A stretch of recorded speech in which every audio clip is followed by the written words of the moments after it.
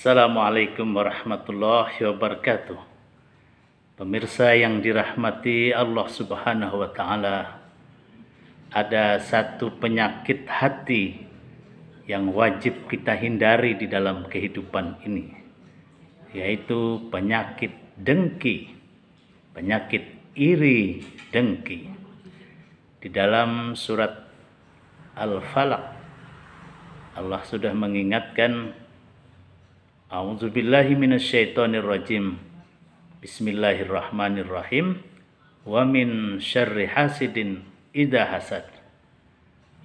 Allah menyuruh kita berlindung dari orang yang dengki apabila dengki itu melekat atau datang di dalam dirinya.